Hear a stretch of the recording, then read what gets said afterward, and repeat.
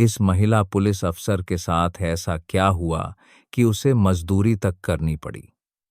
अनुप्रिया सिंह, एक ईमानदार, निडर और न्याय के लिए जीने वाली अफसर, जैसे ही उसने जिले की एसपी का पद संभाला, उसे एक गुप्त शिकायत मिली। गांव का प्रधान गरीबों की मजदूरी हड़प रहा है। नरेगा के तहत महीनों से लोग काम कर रहे थे, लेकिन मजदूरी या तो मिली ही नहीं या आधी अधूरी मिली। और हर बार बहाना बजट कम है। ना कोई प्रेस कॉन्फ्रेंस हुई, ना कोई जांच टीम भेजी गई, बल्कि वह खुद बन गई। एक मजदूर घूंघट डाल लिया, हाथ में तसला, पीठ पर फावड़ा, और चल पड़ी गांव की सच्चाई जानने। गांव वालों को लगा यह भी कोई बेबस औरत है जो 2 वक्त की रोटी के लिए मजदूरी कर रही है। किसी को क्या पता था कि यह औरत पूरे जिले की सबसे बाताते है बड़ी पुलिस अफसर है। हर दिन मिट्टी ढोती और जब भी समय मिलता उन महिलाओं से बात करती और गांव वालों से धीरे धीरे सच उगलवाती। 5 दिन तक चुपचाप सबूत इकट्ठे किए और फिर छठे दिन वह सीधी प्रधान के सामने जा खड़ी हुई और बोली, गरीबों की मजदूरी लौटाओ। प्रधान हंसते हुए बोला, तू कौन होती है? मुझसे सवाल पूछने वाली, जा, जो करना है कर ले। उसके बाद जो हुआ उसे हम विस्तार से जानेंगे इस वीडियो में, तो वीडियो में अंत तक बने रहे। और आप मेरे चैनल पर नए हैं तो कृपया करके वीडियो को एक लाइक करके हमारे चैनल जीवयानी पीएस को सब्सक्राइब जरूर कर लें। तो चलिए कहानी को विस्तार से समझते हैं। रामपुर जिले की सुबह बाकी दुनिया की तरह उम्मीद लेकर नहीं आती थी। यहाँ सूरज की पहली किरणें भी सूखी फटी हुई धरती पर एक पीली उदास चादर की तरह बिछ जाती थी। हवा में हमेशा एक महीन धूल तैरती रहती जो सांसों में जाकर बैठ जाती और याद दिलाती कि यह धरती प्यासी है, पानी की, न्याय की और शायद थोड़ी सी इंसानियत की भी। इसी रामपुर जिले की नई सुपरिटेंडेंट ऑफ पुलिस एसपी थी। अनुप्रिया सिंह उनके नाम के आगे लगे। पद की धमक जितनी भारी थी उतनी ही सादगी उनके व्यक्तित्व में थी। उनकी आंखों में एक अजीब सी गहराई थी, एक ऐसी गहराई जिसमें एक अफसर की कठोरता और एक स्त्री की करुणा एक साथ तैरती थी। उनकी मेज पर फाइलों का ढेर लगा था, जिनमें डकैती, हत्या और अपहरण के जटिल मामले थे। लेकिन अनुप्रिया का मन अक्सर उन फाइलों से परे उस आम आदमी की अनसुनी कहानियों में भटक जाता था, जिसकी शिकायत कभी किसी फाइल का हिस्सा ही नहीं बन पाती थी। यह समर्पण उन्हें विरासत में मिला था। उनके पिता एक छोटे वासिले की शहर में मामूली सरकारी क्लर्क थे, जिनकी ईमानदारी उनकी एकमात्र पूंजी थी। अनुप्रिया ने बचपन से देखा था कि कैसे उनके पिता भ्रष्ट व्यवस्था के सामने तन कर खड़े रहते थे, भले ही उसकी कीमत उन्हें अपनी तरक्की रोककर चुकानी पद्धति थी। वह अक्सर कहते थे, बेटा, कुर्सी की ताकत वर्दी या पद में नहीं होती, उस नियत में होती है जिससे तुम उस कुर्सी पर बैठते हो जिस दिन किसी गरीब की आंख का आंसू पोंछ सको। समझना, उस दिन तुम्हारी कमाई हुई है। पिता की यही बात अनुप्रिया के लिए गीता का श्लोक बन चुकी थी। एक शाम जब दफ्तर में लगभग शांति पसर चुकी थी और सिर्फ घड़ी की टिकाटिक की आवाज गूंज रही थी, एक सिपाही ने आकर बताया, मैडम, कोई आपसे मिलना चाहता है। नाम रामलाल बता रहा है, कहता है बहुत जरूरी काम है। अनुप्रिया ने फाइल से नजरें उठाकर कहा, भेज दो। दरवाजे पर एक परछाई उभरी, एक लगभग 70 साल का बूढ़ा आदमी जिसकी कमर झुक चुकी थी, कुर्ते पर अनगिनत सलवटें थी और आंखों में दशकों की थकान और डर एक साथ जमा था। वह हाथ जोड़कर कांपते हुए खड़ा हो गया। बैठिए बाबा, पानी पिएंगे। अनुप्रिया की आवाज में एक अनूठी नरमी थी। बुजुर्ग ने कांपते हाथों से गिलास थामा और एक ही सांस में खाली कर दिया। फिर फटी हुई आवाज में बोला, बिटिया, सुना है, नई एसपी आई हैं, बड़ी ईमानदार हैं, हिम्मत करके चला आया। कहिए क्या बात है, डरिए मत। अनुप्रिया ने उसे ढाढ़स बंधाया। बिटिया, मैं देवगढ़ गांव का हूँ, रिटायर्ड मास्टर हूँ। हमारे गांव में सरकार की नरेगा योजना चल रही है। पिछले 6 महीनों से गांव के सैकड़ों गरीब आदमी औरत तपती धूप में मिट्टी ढो रहे हैं, पत्थर तोड़ रहे हैं। उन्हें उम्मीद थी कि 2 पैसे घर आएंगे तो बच्चों के लिए रोटी और बीमारों के लिए दवा का जुगाड़ होगा। मास्टर जी की आंखों के कोने भीग गए। लेकिन गांव का प्रधान गजराज सिंह शैतान का रूप है। वह हम सबका पैसा खा जाता है। किसी को आज तक 1 रुपया नहीं मिला। जब कोई पूछता है तो कहता है ऊपर से बजट नहीं आया, और अगर कोई ज्यादा बोले तो उसके गुंडे जीना हराम कर देते हैं। कई लोगों को तो गांव छोड़कर जाना पड़ा। हम गरीबों की कोई नहीं सुनता। बिटिया थाने से लेकर ब्लॉक तक सब उसके खरीदे हुए हैं। वह कहता है कि उसकी पहुंच लखनऊ तक है, उसका कोई कुछ नहीं बिगाड़ सकता। अनुप्रिया चुपचाप सुनती रही। उनकी उंगलियां मेज पर रखे पेन पर कस गई थी। यह सिर्फ भ्रष्टाचार का एक और मामला नहीं था, यह सैकड़ोंगियों की उम्मीदों की सामूहिक हत्या थी। मास्टर जी ने अपनी जेब से एक मैली कुचैली डायरी निकाली। इसमें उन सब मजदूरों के नाम है जिन्होंने काम किया है और जिन्हें 1 पैसा नहीं मिला। मेरी जान को खतरा है बिटिया, लेकिन अब चुप नहीं रह सकता। कितने बच्चों को भूखे सोते देखा है। मैंने अनुप्रिया ने डायरी अपने हाथ में ली। उस डायरी का वजन किसी भारी भरकम फाइल से कहीं ज्यादा था।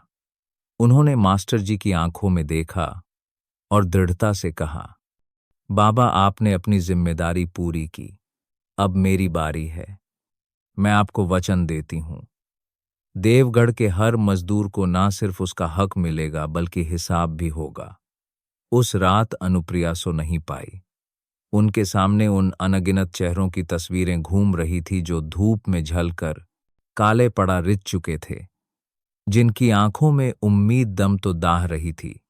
वह जानती थी कि अगर उन्होंने कोई आधिकारिक जांच टीम भेजी तो गजराज सिंह अपने रसूख और पैसे के दम पर गवाहों को डरा देगा, सबूत मिटा देगा और अंत में साफ बच निकलेगा।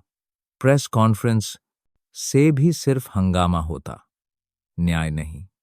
नहीं, इस लड़ाई को पारंपरिक तरीके से नहीं लड़ा जा सकता था। इस रावण की लंका में घुसने के लिए रूप बदलना ही होगा। पिता की बात उनके कानों में गूंजी। जिस दिन किसी गरीब की आंख का आंसू पोंछ सको, उन्होंने एक फैसला किया। एक ऐसा फैसला जो किसी भी पुलिस मैनुअल में नहीं लिखा था। एक ऐसा फैसला जो खतरनाक था, जिसमें उनकी जान और नौकरी दोनों दांव पर थी। अगली सुबह उन्होंने अपने सबसे भरोसेमंद और पुराने इंस्पेक्टर भीम सिंह को अपने केबिन में बुलाया। भीम सिंह ने अनुप्रिया को ट्रेनी आईपीएस के दिनों से देखा था और उनकी रग-रग से वाकिफ था। भीम सिंह, देवगढ़ गांव के बारे में क्या जानते हो मैडम? नर्क का दूसरा नाम है प्रधान गजराज सिंह। एक नंबर का बदमाश है। राजनीतिक पकड़ बहुत मजबूत है। पुराने एसपी साहब ने भी एक बार हाथ डालने की कोशिश की थी, पर ऊपर से फोन आ गया और मामला रफा-दफा हो गया। अनुप्रिया ने कहा, मैं उस गांव में जा रही हूं। बहुत बढ़िया। मैडम, फोर्स की कितनी गाड़ियां चाहिए? मैं अभी तैयारी करता हूं। भीम सिंह जोश में बोले। नहीं भीम सिंह, कोई फोर्स नहीं जाएगी, कोई वर्दी नहीं जाएगी, सिर्फ मैं जाऊंगी। एक मजदूर बनकर कमरे में सन्नाटा छा गया। भीम सिंह को लगा जैसे उन्होंने गलत सुना हो। मैडम, आप क्या कह रही हैं? यह पागलपन है। आपकी सुरक्षा, मेरी सुरक्षा की चिंता छोड़ दो। अनुप्रिया ने दृढ़ता से कहा, अगर इन लोगों के लिए न्याय लाना है तो उनका दर्द महसूस करना होगा। मुझे उनकी भीड़ का हिस्सा बनना होगा। उनकी चुप्पी की वजह जाननी होगी और उनके आंसुओं में घुले सबूतों को इकट्ठा करना होगा। गजराज सिंह एक एसपी को पहचान सकता है, लेकिन घूंघट में छिपी एक बेबस मजदूरनी को नहीं। भीम सिंह की आंखों में अपनी अवसर के लिए सम्मान और चिंता एक साथ उमड़ आए। वह जानते थे कि अब अनुप्रिया को कोई नहीं रोक सकता। ठीक है मैडम, उन्होंने सिर झुकाते हुए कहा, लेकिन मैं हर पल आपकी परछाई बनकर आसपास रहूंगा। आप बस एक इशारा कीजिएगा। योजना बन चुकी थी अगले कुछ दिनों के लिए। एसपी अनुप्रिया सिंह की पहचान दफन होने वाली थी और जन्म होने वाला था। एक बेबस लाचार मजदूरनी जो 2 वक्त की रोटी के लिए देवगढ़ की धरती पर मिट्टी ढोने आई थी। मिट्टी, पसीना और आंसू शहर की जिंदगी को पीछे छोड़कर अनुप्रिया ने खुद को अनारों के रूप में ढालना शुरू कर दिया। उन्होंने अपनी अलमारी से सबसे पुरानी फीके रंग की साड़ी निकाली, अपने मुलायम हाथों पर खुरदरी मिट्टी मली ताकि वे किसी अमीर घर की ना लगे। पैरों में हवाई चप्पल डाली और चेहरे पर थकान और लाचारी का भाव ओढ़ लिया। सबसे बड़ा हथियार था एक लंबा घूंघट जो उनकी पहचान और उनकी तेज आंखों को दुनिया से छिपा सकता था। एक पुराने जज और टेमो में बैठकर वह देवगढ़ की सीमा पर उतरी। जैसे ही उन्होंने गांव में कदम रखा, उन्हें उस घुटन भरी हवा का एहसास हुआ जिसका जिक्र मास्टर रामलाल ने किया था। हर तरफ गरीबी और निराशा पसरी थी। कच्चे मकान, उदास चेहरे और बच्चों की आंखों में पसरी भूख। वह सीधे उस जगह पहुंची जहां नरेगा का काम चल रहा था। तपती दोपहरी में लगभग हजारों मर्द औरत काम में जुटे थे। कोई फावड़े से सूखी धरती खोद रहा था तो कोई सिर पर तसला उठाए मिट्टी ढो रहा था। उन सबके आंखों पर आके भारुका प्रा काम में 2 फासिंढा पाक। चेहरों पर एक जैसी भावहीनता थी जैसे वे मशीन बन चुके हो। अनुप्रिया ने एक फावड़ा और तसला उठाया और चुपचाप काम करने वालों की कतार में लग गई। पहले ही घंटे में उनके कंधे दुखने लगे। शहर की एसपी के लिए यह आग उगलती धूप असहनीय थी। उनके हाथों में फफोले पड़ने लगे, जिनसे रिश्ता पानी पसीने के साथ मिलकर जलन पैदा कर रहा था। सिर पर तसल्ले का बोझ पड़ा जैसा लग रहा था। पहली बार उन्हें एहसास हुआ कि जिस मजदूरी शब्द को वह फाइलों में पढ़ती आई थी, उसकी असलियत कितनी भयानक होती है। दोपहर में जब खाने का समय हुआ, तो सब अपने अपने पेड़ के नीचे बैठ गए। सबके पास कपड़े में बंधी सूखी रोटियां और नमक मिर्च की चटनी थी। अनुप्रिया भी एक पेड़ के नीचे बैठ गई। उनके पास भी वही खाना था। पास ही बैठी एक बुजुर्ग महिला, जिनका नाम शांति देवी था, ने उनकी तरफ देखा। नई आई हो बिटिया, किस गांव की हो? माँ जी, पास के गांव की हूं, घर में कोई कमाने वाला नहीं सो। चली आई, अनुप्रिया ने घूंघट की ओट से दबी हुई आवाज में कहा। शांति देवी ने एक ठंडी आह भरी। यहां आकर भी क्या मिलेगा? यह राक्षस हमारा खून चूस लेंगे, पर एक पैसा नहीं देंगे। 6 महीने हो गए, मेरी आंखों की रोशनी कमजोर हो गई। मिट्टी ढोते ढोते पर हाथ खाली है। यहीं से बातचीत का सिलसिला शुरू हुआ धीरे धीरे, और औरतें भी उनके पास आकर कर बैठ गई। उनमें से एक थी राधा, एक युवा विधवा जिसके 2 छोटे बच्चे थे। उसकी आंखों में एक अजीब सा खालीपन था। कल मेरा बेटा रात भर बुखार में तपता रहा, राधा ने रुंधे गले से बताया। जेब में शद्दस भी नहीं थे कि डॉक्टर को दिखा सकूं। सुबह उसे पड़ोसन के भरोसे छोड़कर यहां आ गई। अगर आज भी पैसा नहीं मिला तो पता नहीं क्या होगा। अनुप्रिया का कलेजा कट कर रह गया। वह देश की एक ताकतवर पुलिस अफसर थी, लेकिन इस वक्त वह बहु पिखा सकी। एक मजबूर औरत थी जो राधा को दिलासा देने के अलावा कुछ नहीं कर सकती थी। शाम को काम खत्म होने पर प्रधान का मुंशी हरिया आया। वह एक मोटी तोंद वाला क्रूर शक्ल का आदमी था। उसने सबके नाम रजिस्टर में लिखे और अंगूठा लगवाया। जब कोई पैसे के बारे में पूछता तो वह गालियां देकर भगा देता, भागो यहां से। सब जब पैसा आएगा प्रधान जी खुद बुला लेंगे। रोज रोज एक ही सवाल पूछते हो। अनुप्रिया ने देखा कि रजिस्टर में कई नाम फर्जी थे और कुछ लोगों से तो खाली पन्नों पर अंगूठा लगवाया जा रहा था। यह एक आसाले का संगठित लूट थी जो सबकी आंखों के सामने हो रही थी, पर कोई बोलने की हिम्मत नहीं कर रहा था। रात में अनुप्रिया गांव के बाहर बने एक पुराने खंडहर जैसे मंदिर में रुकती थी, जहां भीम सिंह भेष बदलकर उनके लिए खाने पीने का सामान रख जाता था। हर रात जब वह अपने छिले हुए हाथों और दुखते बदन के साथ लेटती तो उनकी आंखों से आंसू बहने लगते। यह आंसू शारीरिक पीड़ा के नहीं थे, बल्कि उस बेबसी और गुस्से के थे जो उन्होंने दिन भर अपने सीने में दबाए रखा था। वह अब सिर्फ एक एसपी नहीं थी, वह शांति देवी का दर्द थी, राधा की लाचारी थी। 3 दिन बीत गए। अनुप्रिया अब उन मजदूरों में से एक बन चुकी थी। वह उनके साथ हंसती, उनके साथ रोती और उनकी हर कहानी को अपने दिल में दर्ज करती जाती। उन्होंने जान लिया था कि गजराज सिंह महीने में एक बार गांव आता है और उसी दिन वह मजदूरों को धमका कर जाता है। चौथे दिन एक घटना घटी। काम करते करते शांति देवी चक्कर खाकर गिर भार में लाए घर पड़ी। धूप और कमजोरी से वह बेहोश हो गई थी। सब लोग इकट्ठा हो गए, पर मुंशी हरिया चिल्लाने लगा, नौटंकी मत करो, बुढ़िया उठ और काम कर।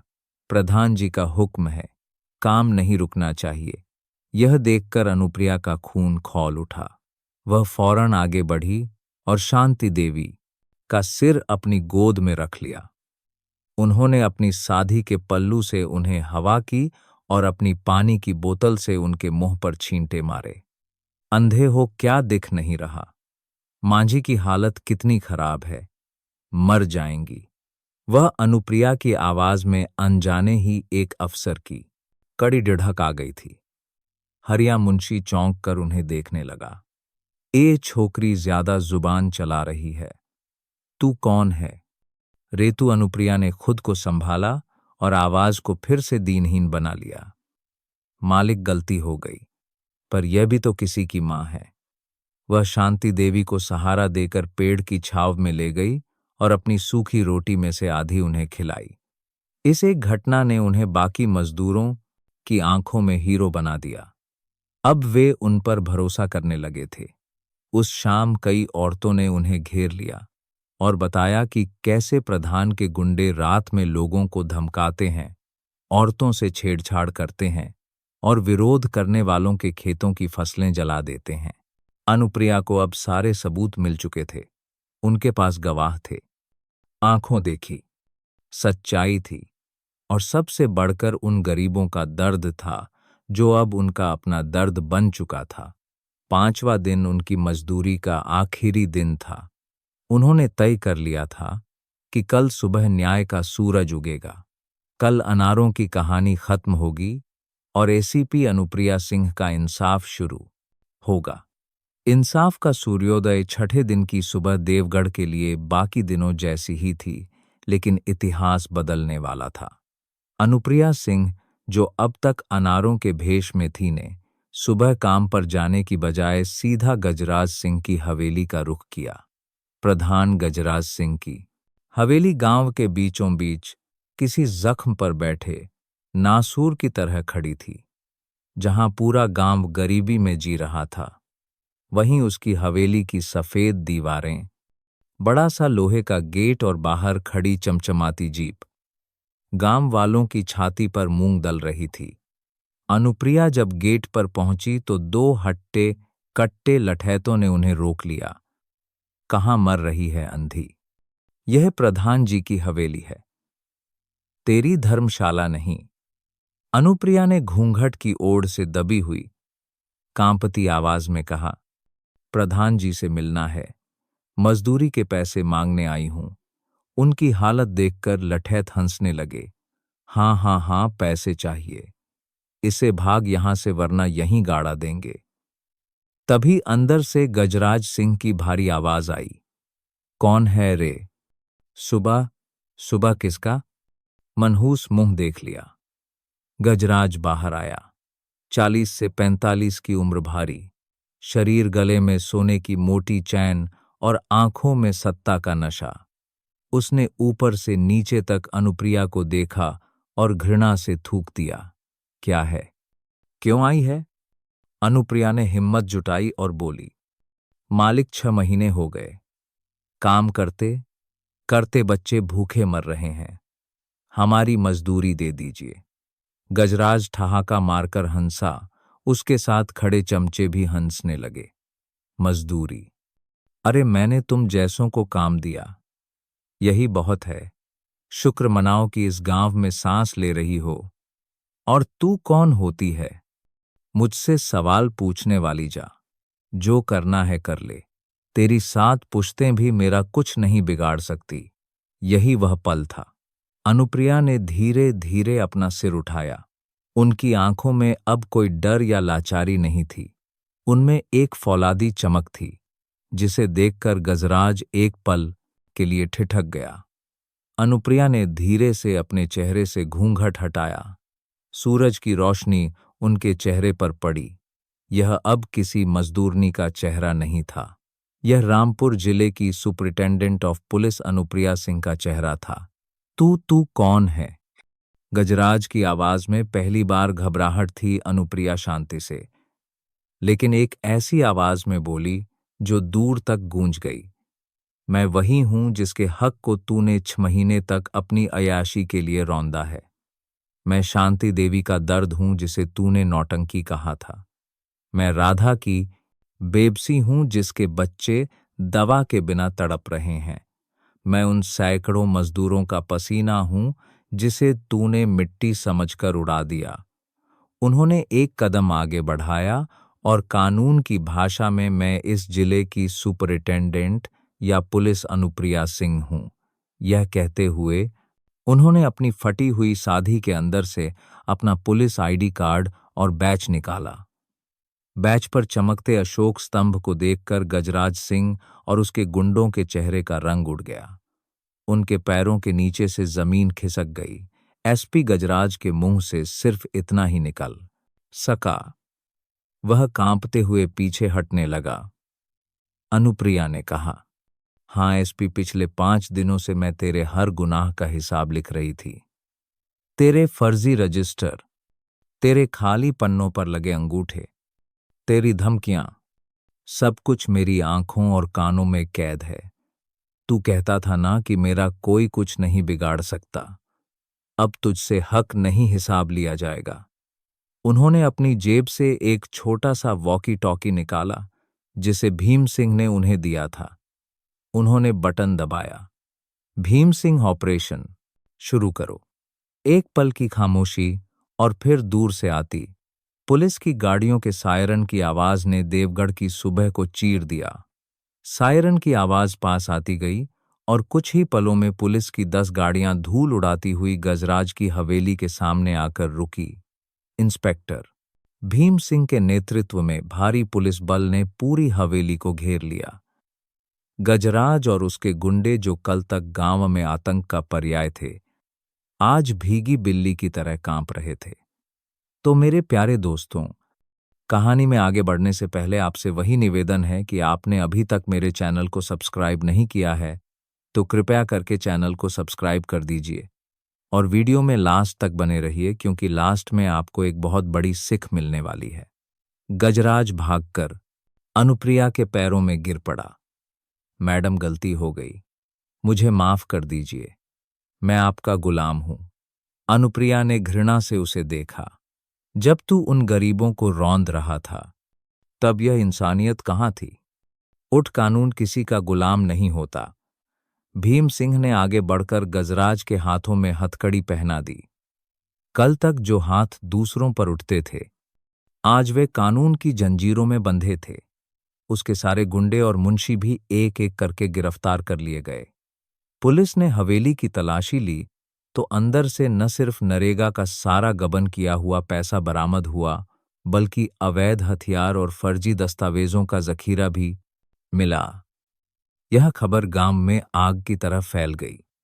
पहले तो किसी को यकीन नहीं हुआ, लेकिन जब उन्होंने अपनी आंखों से प्रधान गजराज को हथकड़ियों में देखा तो उनकी खुशी का ठिकाना नहीं रहा। वे सभी हवेली की तरफ दौड़ पड़े। शांति देवी, राधा और सैकड़ों मजदूर वहां खड़े थे। उनकी आंखों में आंसू थे, पर यह बेबसी के नहीं, खुशी के आंसू थे। अनुप्रिया, जो अब भी उसी फटी हुई साड़ी में थी, ने सरकारी अधिकारियों को बुलाया और अपनी निगरानी में मजदूरों की लिस्ट बनवाई।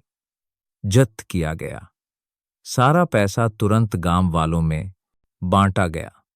जब राधा के हाथ में 6 महीने की पूरी मजदूरी आई तो वह रोते हुए अनुप्रिया के पैरों से लिपट गई। मैडम, आप अफसर नहीं, आप भगवान हैं। आपने मेरे बच्चे की जान बचा ली। शांति देवी ने कांपते हाथों से अनुप्रिया के सिर पर हाथ रखा। जीती रहा बिटिया, तूने हमें आज फिर से जीना सिखा दिया। पूरा गांव एसपी मैडम जिंदाबाद के नारों से गूंज उठा। आज उन्हें पहली बार एहसास हुआ था कि वर्दी का असली मतलब क्या होता है। एक नई सुबह अनुप्रिया सिंह जब देवगढ़ से वापस लौट रही थी तो उनकी जीप के पीछे पूरा गांव चल रहा था। उनकी आंखों के सामने वह 5 दिन घूम रहे थे। वह दर्द, वह पसीना, वह अपमान। लेकिन आज उन यादों में कोई कड़ीबाहट नहीं थी, बल्कि एक गहरी संतुष्टि थी। उन्होंने सिर्फ एक केस नहीं सुलझाया था, उन्होंने एक मरते हुए गांव में उम्मीद का बीज बोया था। आज भी देवगढ़ के लोग उस दिन को याद करते हैं। वे अपने बच्चों को कहानी सुनाते हैं। एक परी आई थी जो अफसर की वर्दी में नहीं, मजदूर की साड़ी में थी। वह खुद मिट्टी उठाने आई थी ताकि हमारी किस्मत की मिट्टी को सोने में बदल सके। वह कोई अफसर नहीं, वह तो भगवान का भेजा हुआ फरिश्ता थी।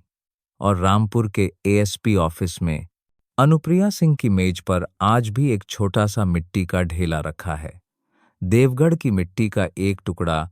यह उन्हें हमेशा याद दिलाता है कि न्याय की जड़ें आलीशान दफ्तरों में नहीं, बल्कि देश की धूल भरी तपती हुई मिट्टी में होती है। और एक सच्चे अफसर का पहला कर्तव्य उसी मिट्टी का कर्ज चुकाना है। देवगढ़ की जीत को 6 महीने बीत चुके थे। अनुप्रिया सिंह के उस साहसी कदम ने न सिर्फ एक गांव की बल्कि पूरे जिले की हवा बदल दी थी। रामपुर के लोग अब अपनी एसपी को वर्दी वाली मजदूरनी के नाम से जानते थे। एक ऐसा नाम जिसमें डर नहीं बल्कि सम्मान और अपनापन था। देवगढ़ अब एक मिसाल बन चुका था। गांव वालों ने मिलकर एक सहकारी समिति बना ली थी और सरकारी योजनाओं की निगरानी खुद करने लगे थे। राधा का बेटा अब स्कूल जाने लगा था और शांति देवी की आंखों का इलाज भी हो गया था। सब कुछ एक खूबसूरत सपने जैसा था। लेकिन अनुप्रिया जानती थी कि अपराध की दुनिया में कहानियों का अंत इतना सुखद नहीं होता। जड़ अक्सर बहुत गहरी होती हैं। गजराज सिंह जो सलाखों के पीछे था, बस एक जहरीले पेड़ की टहनी थी। जड़ें तो लखनऊ के सियासी गलियारों में थी और हुआ भी वही। एक दिन खबर आई कि सबूतों के अभाव और खराब स्वास्थ्य का हवाला देकर गजराज सिंह को जमानत मिल गई है। यह खबर देवगढ़ के लिए किसी झटके से कम नहीं थी। गांव में फिर से एक अनजाना डर फैलने लगा और फिर छोटी छोटी घटनाएं शुरू हुई। किसी के खेत में लगी फसल रात में रहस्यमयी तरीके से जल गई। गांव के एकमात्र कुएं में किसी ने मरी हुई छिपकली फेंक दी। यह छोटी बातें थीं, पर इनका संदेश बड़ा और भयावह था। मैं वापस आ गया हूं। अनुप्रिया परेशान थी। वह जानती थी कि यह गजराज अकेला नहीं कर रहा। उसके पीछे कोई बड़ी ताकत थी जो अब सीधे अनुप्रिया को चुनौती दे रही थी। यह ताकत थी लखनऊ का बाहुबली विधायक बलराम तोमर। बलराम तोमर वह गिद्ध था जिसके लिए रामपुर जिला सोने के अंडे देने वाली मुर्गी था। नरेगा से लेकर ठेकों तक का हर भ्रष्टाचार का पैसा उसी की तिजोरी में जाता था। गजराज उसका सबसे वफादार प्यादा था। अनुप्रिया ने उसकी सोने की लंका पर वार किया था और अब रावण खुद मैदान में उतरने की तैयारी कर रहा था। इसका पहला संकेत अनुप्रिया को अपने ही विभाग से मिला। उन्हें एक विभागीय जांच का नोटिस थमाया गया। आरोप था कि उन्होंने देवगढ़ मामले में अनावश्यक और गैर पेशेवर तरीकों का इस्तेमाल किया था, जिससे पुलिस विभाग की छवि को नुकसान पहुंचा। उनके सीनियर्स जो कल तक उनकी तारीफ करते नहीं थकते थे, अब उन्हें संयम बरतने की सलाह दे रहे थे। अनुप्रिया समझ गई कि जाल बिछना शुरू हो गया है। एक रात इंस्पेक्टर भीम सिंह उनके पास आए। उनके चेहरे पर गहरी चिंता थी। मैडम, मामला बिगड़ा रहा है बलराम। तोमर ने लखनऊ में बड़े अधिकारियों पर दबाव बनाया है। वह चाहता है कि आपको इस जिले से हटा दिया जाए। अनुप्रिया ने एक लंबी सांस ली। उसे डर मुझसे नहीं है भीम सिंह, उसे डर उस हिम्मत से है जो देवगढ़ के बाद आम लोगों में आई है। वह उस हिम्मत को कुचलना चाहता है। तभी उनके फोन की घंटी बजी। दूसरी तरफ एक कांपती हुई आवाज थी। यह मास्टर रामलाल थे बिटिया। बड़ी गड़बड़ हो गई। वे लोग मुझे, और फोन कट गया। अनुप्रिया का दिल किसी अनहोनी की आशंका से बैठ गया। उन्होंने तुरंत भीम सिंह को फोर्स के साथ देवगढ़ जाने का आदेश दिया और खुद भी निकल पड़ी थी। जब वे गांव पहुंची तो वहां का दृश्य दिल दहला देने वाला था। मास्टर रामलाल अपने घर के बाहर खून से लथपथ बेहोश पड़े थे। उन्हें बेरहमी से पीटा गया था। उनके टूटे हुए चश्मे के पास एक पर्ची पड़ी थी जिस पर लिखा था, अफसरों से दोस्ती बहुत महंगी पड़ती है। यह हमला मास्टर रामलाल पर नहीं, एसपी अनुप्रिया सिंह की आत्मा पर था। भीड़ में खड़ी राधा और शांति देवी की आंखों में वही पुराना डर लौट आया था। अनुप्रिया को लगा जैसे उनकी सारी मेहनत एक ही रात में राख हो गई हो। उन्होंने खून से सने मास्टर जी को अपनी गोद में उठाया। उनकी आंखों में आंसू नहीं, अंगारे थे। यह अब सिर्फ न्याय की लड़ाई नहीं थी, यह एक जंग बन चुकी थी। और इस बार दुश्मन कोई गांव का प्रधान नहीं, बल्कि सियासत और अपराध का एक पूरा तंत्र था। अस्पताल में जब अनुप्रिया बेहोश मास्टर रामलाल के सिरहाने बैठी थी, उन्होंने एक कसम खाई। वह इस जाल की हर कड़ी को तोड़ा देंगी, चाहे इसके लिए उन्हें कोई भी कीमत क्यों ना चुकानी पड़े। वह समझ गई थी कि देवगढ़ का नरेगा घोटाला तो बस एक छोटा सा हिस्सा था। यह पूरे जिले में फैला एक कैंसर था जिसकी जड़ जिला कल्याण कार्यालय में थी, जहां से सारा पैसा जारी होता था। इस कार्यालय का प्रमुख था जिला कल्याण अधिकारी आलोक वर्मा। वर्मा एक डरपोक और मजबूर इंसान था। वह ईमानदार रहना चाहता था, लेकिन उसकी एक कमजोरी थी। उसकी बेटी प्रिया, जो दिल की एक गंभीर बीमारी से पीड़ित थी। उसके इलाज में लाखों का खर्च था और यह सारा खर्च विधायक बलराम तोमर उठा रहा था। इसी एहसान के बोझ तले दबा आलोक वर्मा तोमर के हर गैरकानूनी काम पर आंखें बंद करके दस्तखत कर देता था। वह इस खेल की सबसे महत्वपूर्ण और सबसे कमजोर कड़ी था। अनुप्रिया जानती थी कि आलोक वर्मा के बिना बलराम तोमर तक पहुंचना नामुमकिन था, लेकिन वर्मा किसी से नहीं मिलता था और हमेशा तोमर के आदमियों की निगरानी में रहता था। उसे वर्दी के जोर से नहीं, बल्कि मनोविज्ञान से तोड़ देना था। अनुप्रिया ने एक नया और भी ज्यादा खतरनाक प्लान बनाया।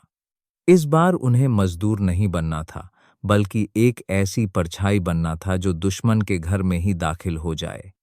उन्होंने पता लगाया कि आलोक वर्मा अपनी बीमार बेटी की देखभाल के लिए एक भरोसेमंद होम नर्स की तलाश में हैं। बस उन्हें रास्ता मिल गया। इंस्पेक्टर भीम सिंह की मदद से उन्होंने माया शर्मा का एक नया किरदार गढ़ा। एक ऐसी नर्स जिसे बच्चों की देखभाल का अनुभव हो और जो कम पैसों में काम करने को राजी हो। कुछ हफ्तों की बेसिक नर्सिंग ट्रेनिंग, बोलने के तरीके में बदलाव और एक साधारण सलवार कमीज ने एएसपी अनुप्रिया सिंह को नर्स माया में बदल दिया। एक हफ्ते बाद माया आलोक वर्मा के घर के दरवाजे पर खड़ी थी। आलोक वर्मा की पत्नी कविता ने उनका इंटरव्यू लिया और उनकी सादगी और बेटी के प्रति दिखाए गए अपनेपन से प्रभावित होकर उन्हें काम पर रख लिया। अब अनुप्रिया दुश्मन के किले में थी। आलोक वर्मा का घर बाहर से जितना शांत था, अंदर उतना ही तनाव था। अनुप्रिया दिन भर उनकी बेटी प्रिया की देखभाल करती, वह उसे दवा देती, कहानियां सुनाती और उसके साथ खेलती। उस मासूम बच्ची की मुस्कान देखकर अनुप्रिया को देवगढ़ के भूखे बच्चों का चेहरा याद आ जाता और उनका संकल्प और मजबूत हो जाता। वह सिर्फ एक नर्स नहीं थी, वह एक जासूस भी थी। जब भी मौका मिलता, वह आलोक वर्मा के स्टडी रूम में सबूतों की तलाश करती। उन्हें कई बार बलराम तोमर के फोन आते जिसमें वह वर्मा को धमकाते हुए पैसे के लेन देन की बात करता। अनुप्रिया सब कुछ अपने छोटे से रिकॉर्डर में दर्ज कर रही थी। एक रात जब प्रिया सो रही थी, अनुप्रिया ने देखा कि आलोक वर्मा अपनी स्टडी में बेहद परेशान हालत में टहल रहे हैं। वह चुपके से दरवाजे के पास गई। अंदर वर्मा अपनी पत्नी से कह रहे थे, कविता, मैं और नहीं कर सकता। यह पाप का पैसा मेरी बेटी को कैसे बचाएगा? हर रोज सैकड़ों गरीबों का हक मारकर मैं अपनी बेटी के लिए दुआ कैसे मांग सकता हूं?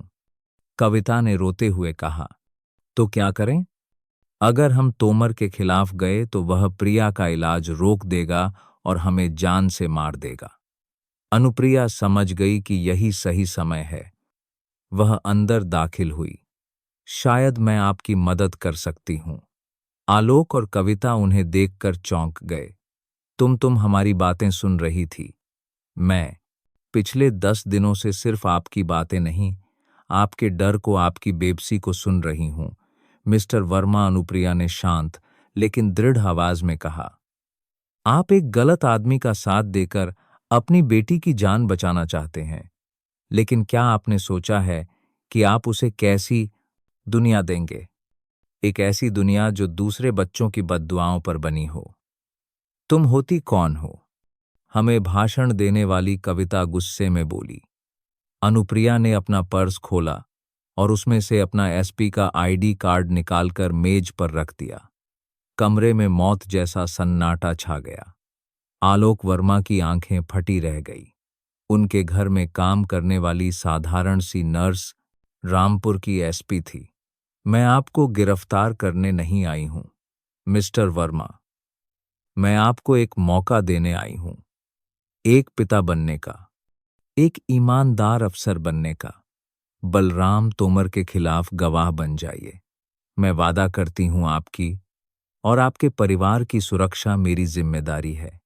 आलोक वर्मा टूट चुके थे।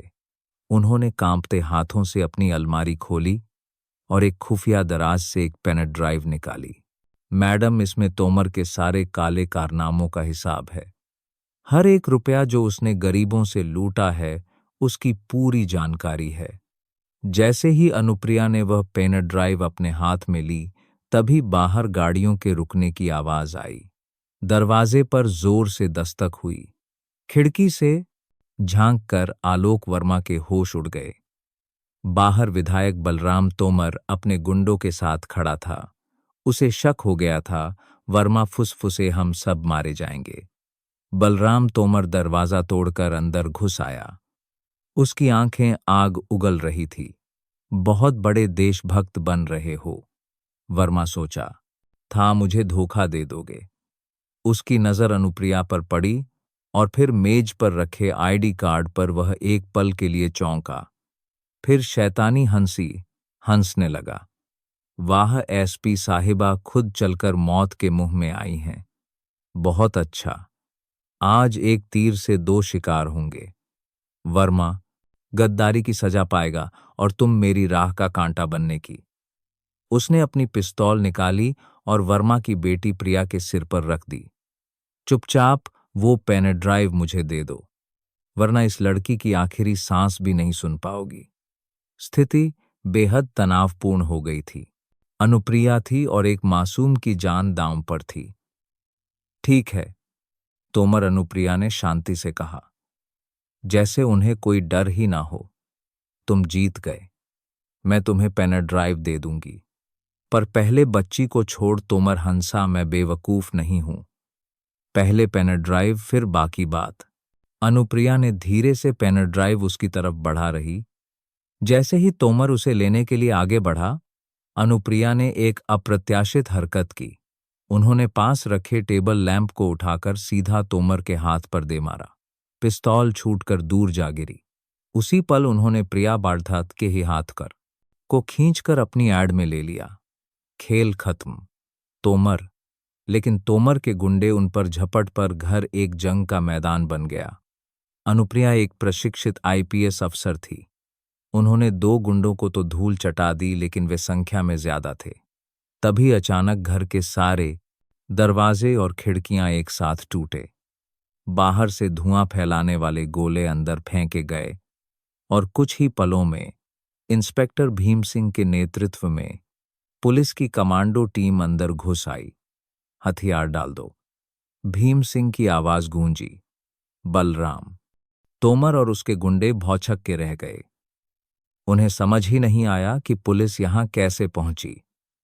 अनुप्रिया मुस्कुराई। तुम्हें क्या लगा? तोमर, मैं तुम्हारी मान में बिना तैयारी के आऊंगी।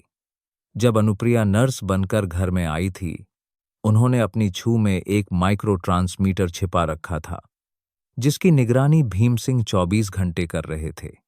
बलराम तोमर को हथकड़ी पहना दी गई। वह चीख रहा था, तुम जानती नहीं मैं कौन हूं। एक फोन पर तुम्हारी वर्दी उतरवा दूंगा। अनुप्रिया उसके पास गई और बोली, वर्दी तो अब तुम्हारी उतरेगी तोमर। इंसानियत की वर्दी जो तुमने कभी पहनी ही नहीं। यह गिरफ्तारी सिर्फ एक विधायक की गिरफ्तारी नहीं थी। यह उस सड़ी हुई व्यवस्था पर एक करारा तमाचा था। आलोक वर्मा के इकबालिया बयान और पेनड्राइव के सबूतों ने पूरे नेटवर्क को उजागर कर दिया। कई बड़े अधिकारी और नेता इस जाल में फंसे। विभागीय जांच जो अनुप्रिया को फंसाने के लिए शुरू हुई थी, अब बलराम तोमर के पूरे गिरोह को सलाखों के पीछे पहुंचाने का जरिया बन गई। कुछ हफ्तों बाद अनुप्रिया अस्पताल में मास्टर रामलाल से मिलने गई। वह अब ठीक हो रहे थे। उनके चेहरे पर दर्द नहीं बल्कि एक गहरी शांति थी। बिटिया, तुमने साबित कर दिया कि सच्चाई की लाठी में आवाज नहीं होती, पर उसकी मार बहुत गहरी होती है। वहां से निकलकर वह देवगढ़ गई। गांव वाले अब आत्मनिर्भर थे। उन्होंने देखा कि राधा का बेटा दूसरे बच्चों के साथ खेल रहा है। निडर और खुश उस दिन अपनी जीप में वापस लौटते हुए अनुप्रिया ने रामपुर की धूल को देखा, लेकिन आज यह धूल उदास नहीं लग रही थी। इसमें उम्मीद की एक चमक थी। उन्होंने महसूस किया कि न्याय सिर्फ अपराधियों को सजा देना नहीं है, बल्कि आम लोगों के दिलों से डर को निकालकर हिम्मत भर देना है। उनके पिता की आवाज फिर उनके कानों में गूंजी और आज उन्हें उसका पूरा अर्थ समझ में आया था। उन्होंने सिर्फ आंसू नहीं पोंछे थे, उन्होंने एक ऐसा पूरा अर्थ समझ में आया था, भविष्य बनाने में मदद की थी जहां शायद रोने की वजह ही कम हो। रामपुर की एसपी अपनी कुर्सी पर बैठी थी, लेकिन उसकी आत्मा अब भी देवगढ़ की मिट्टी और एक बीमार बच्ची के कमरे की खामोशी से जुड़ी थी। लड़ाई अभी खत्म नहीं हुई थी, बस एक और अध्याय पूरा हुआ था। तो दोस्तों, इस वीडियो में बस इतना ही। अगर आपको यह वीडियो पसंद आया हो तो इसे लाइक करना बिल्कुल ना भूलें। आपका एक लाइक हमें और बेहतरीन कंटेंट बनाने की प्रेरणा देता है। इस वीडियो को अपने दोस्तों और परिवार के साथ शेयर करें। हो सकता है यह वीडियो किसी की मदद कर सके। अगर आप हमारे चैनल पर नए हैं तो जल्दी से सब्सक्राइब कर लें, क्योंकि हम आपके लिए ऐसी ही जबरदस्त जानकारी लाते रहते हैं। तो चलिए दोस्तों, मिलते हैं अगली जानकारी के साथ। तब तक के लिए जय हिंद, जय दोस्तों। आप सब कहां से हैं? आपको यह कहानी कैसी लगी? हमें कमेंट में जरूर बताइए। हम ईश्वर से प्रार्थना करते हैं कि आप और आपका परिवार हमेशा खुश और सुरक्षित रहें। अगर आपके पास भी कोई ऐसी ही दिलचस्प कहानी है तो उसे हम सभी के साथ साझा करना न भूलें।